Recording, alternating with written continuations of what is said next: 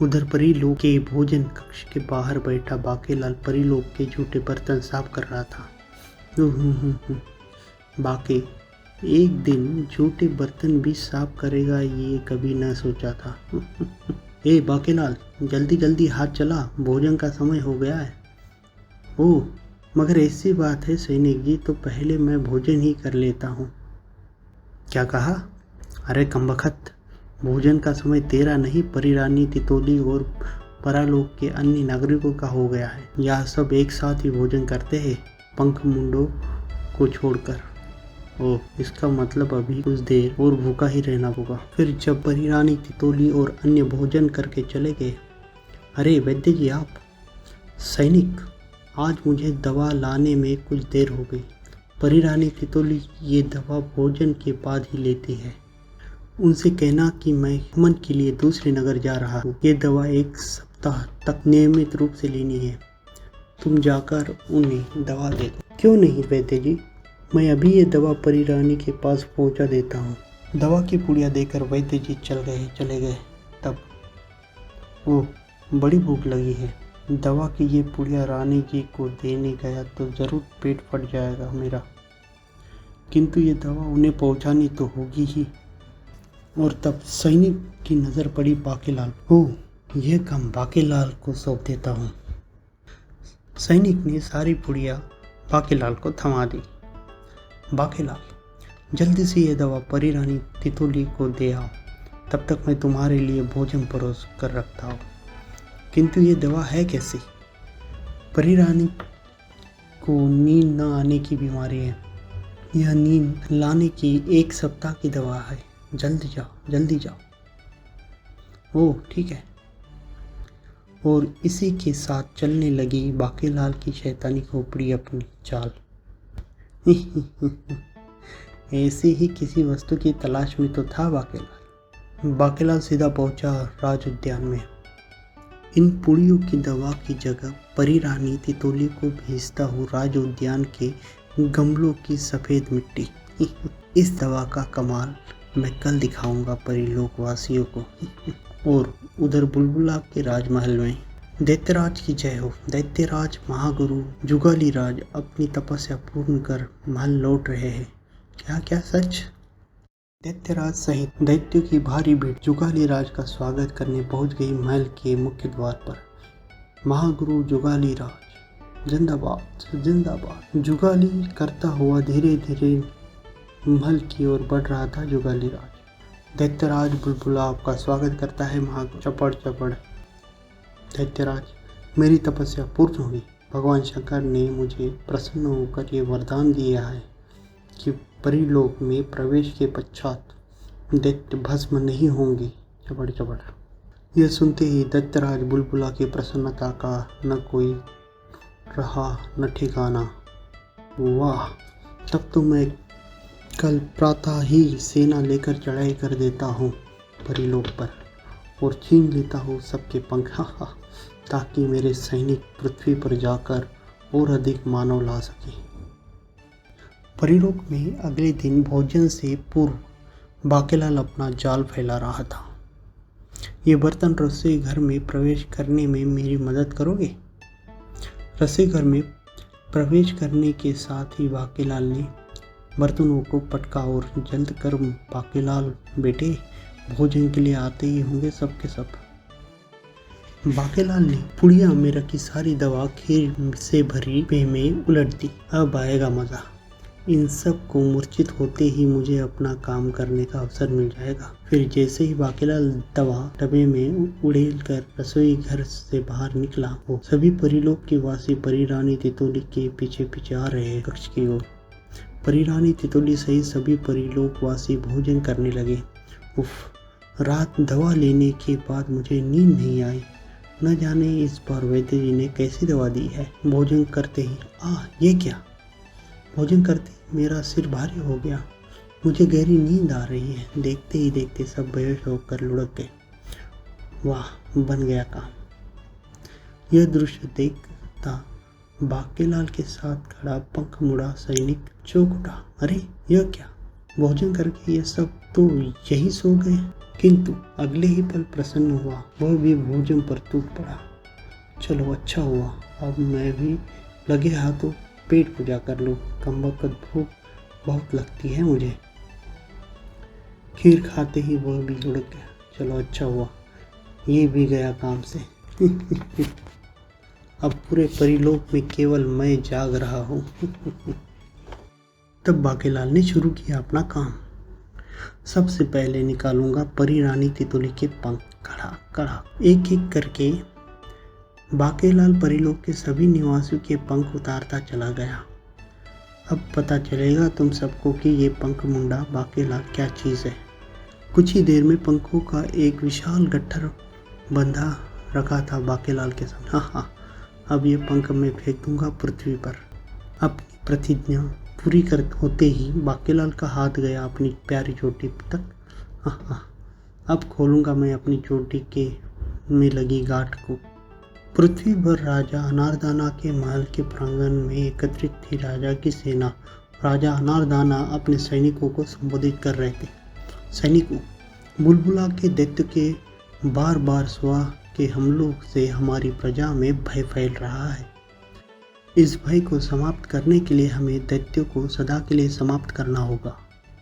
आज से नगर के चप्पे चप्पे पर सैनिकों का एक न एक जत्था हर समय तैनात रहेगा, ताकि ज़रूरत पड़ने पर वह सैनिकों का जत्था दैत्यों का जमकर मुकाबला कर सके। यही नहीं, हमने अपने पालतू कबूतरों को भेजकर परिलोक की रानी तितुली से पंख निर्माण की तकनीक भी हमें देने की प्रार्थना की है, ताकि पंखों का निर्माण हमारे निजी कारखानों में हो सके।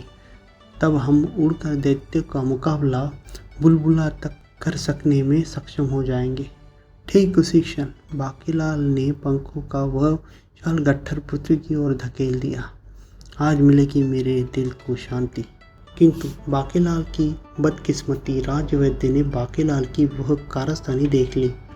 अरे ये तो बाकेलाल है, लेकिन ये इसने धरती पर इतना बड़ा गट्ठर कैसा फेंका। राजवैद्य बाकेलाल के पास पहुंचे और बोले, बाकेलाल कैसा गट्ठर था वो जो धरती की तरफ धकेला है तुमने। राजवैद्य, मर गए। उफ, ये तो सप्ताह भर बाद लौटने वाला था। जवाब तो बाकेलाल, तुमने सा गट्ठर फेंका है धरती पर, और परिलोक के सब लोग कहाँ हैं? वो वैद्य जी, मैं रसोई घर पहुँचते ही वैद्य जी सन्न रह गए। ये क्या, सब परापरियों के पंख कहाँ गए? उफ, ओह, तो तुमने इन सब के पंखों का गट्ठर फेंका है धरती पर। ओह, हमें नींद ने आ घेरा था। फिर अपने पंखों की ओर निगाहें जाते ही, ओह हमारे पंख आ गए। सभी के पंख गायब है। यह कारस्तानी बाकेलाल की है। परी रानी तितुली की नज़र जाकर ठहरी वैद्यराज और बाकेलाल पर। राजवैद्य जी, आपने तो बाकेलाल को कहा था कि आप एक सप्ताह के लिए भ्रमण पर जा रहे हैं। जी हाँ परी रानी, मैंने ऐसा कहा था, किंतु राह में मेरी मुद्राओं की थैली न जाने कहाँ गिर गई, अतः मुझे वापस लौटना पड़ा। किंतु वह सब मैंने बाकेलाल से नहीं, मोहर सिंह से कहा था। क्यों मोहर सिंह? जी हाँ वह राजवैद्य, किंतु मैंने दवा परी रानी को सौंप आने का कार्य बाकेलाल को सौंप दिया था। मुझे क्षमा करना परी रानी। ओह, अब समझ में आया सारा चक्कर। अपने पंखों का बदला लेने के लिए बाकेलाल ने नींद की दवा देकर तुम सबके पंख तोड़ डाले और उन्हें धरती पर फेंक डाला। मर गए बेटे बाकेलाल, अब तू नहीं बचेगा क्या? वह सुनते ही परी रानी क्रोध में लाल पीली हो उठी। बाकेलाल, तेरी ये जुर्रत, हम तुझे मृत्यु दंड देंगे। मृत्युदंड? किंतु परी रानी, ले जाओ बाकेलाल को, कल इसे मृत्यु दंड दे दिया जाए। नहीं, तभी गूंज उठा शव। ये अभी देखता हूँ परी रानी, मारो मारो। ये शोर कैसा है सैनिक? मैं अभी देखता हूँ परी रानी। सैनिक घबराया सा लौटा।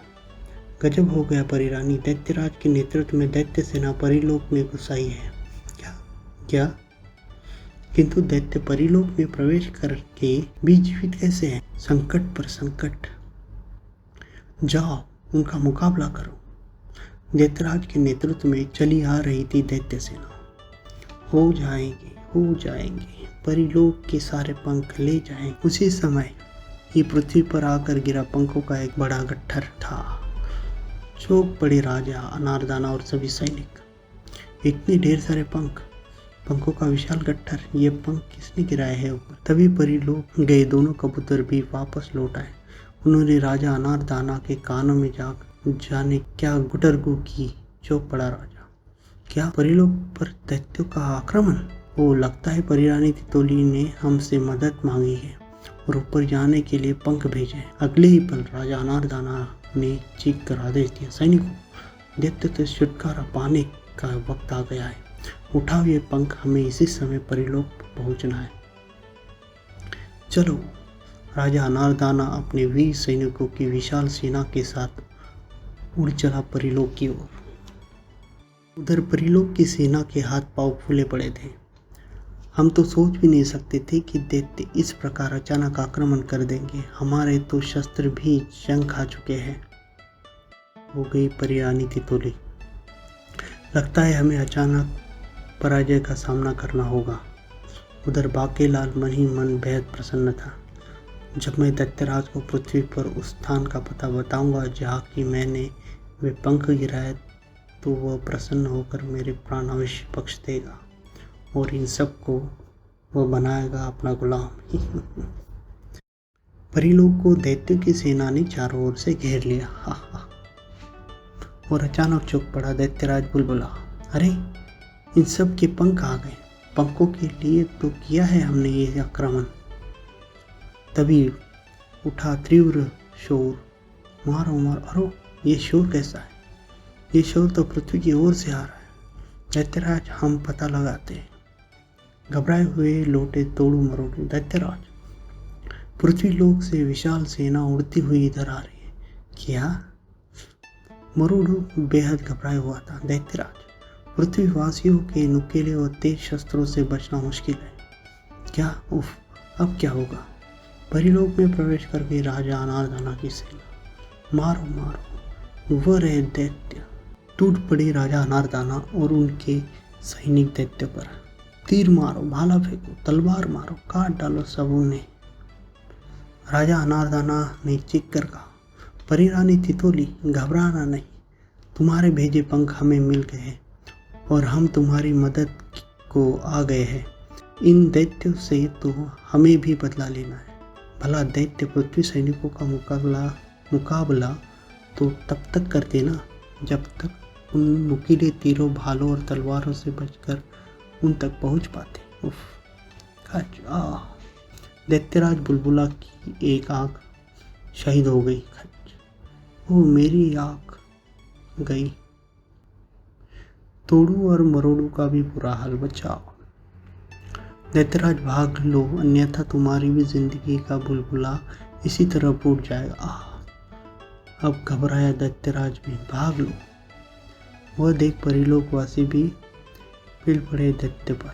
नाक में दम कर रखा था इन दैत्यों ने, नाक ही काट दो इनकी।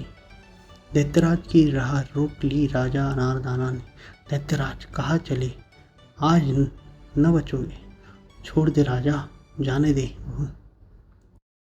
चलनी होकर रह गया दैत्यराज का शरीर।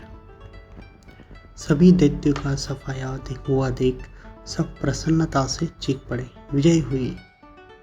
परिरानी तितोली भाग भाग हुई पहुंची राजा अनारदाना के निकट। हे पृथ्वी सम्राट, अगर आज आप समय पर यहाँ न पहुंच पाते तो दैत्यों का सफाया असंभव था।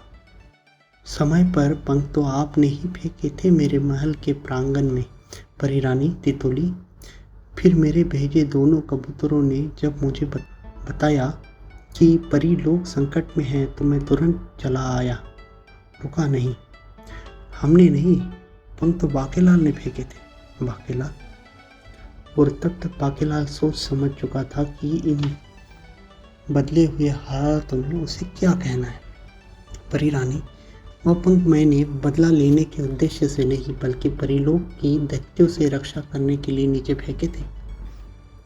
जब पृथ्वी सम्राट के वे दोनों कबूतर सीधे मेरे पास पहुंचे, उन्होंने मुझे बताया कि दैत्य परिलोक पर चढ़ाई करने आने वाले। तो मुझे लगा कि परी लोग दैत्यों से टकराने के लिए बिल्कुल तैयार नहीं है, अतः मैंने यह योजना बना ली। ओह, और हम तुम्हें गलत समझते रहे। हमें क्षमा कर दो बाकेलाल, तुमने तो पूरे परी लोग की रक्षा की है। मुझे भी क्षमा करो बाकेलाल, जो हुआ उसे भूल जाओ। मुझे आपसे कोई शिकायत नहीं, मुझे तो अपनी फूटी किस्मत से शिकायत है। यदि मुझे पता होता कि दैत्यराज भी परों के पंखों के चक्कर में है तो क्या मेरे सिर में पीड़ जो मैं ऐसा करता।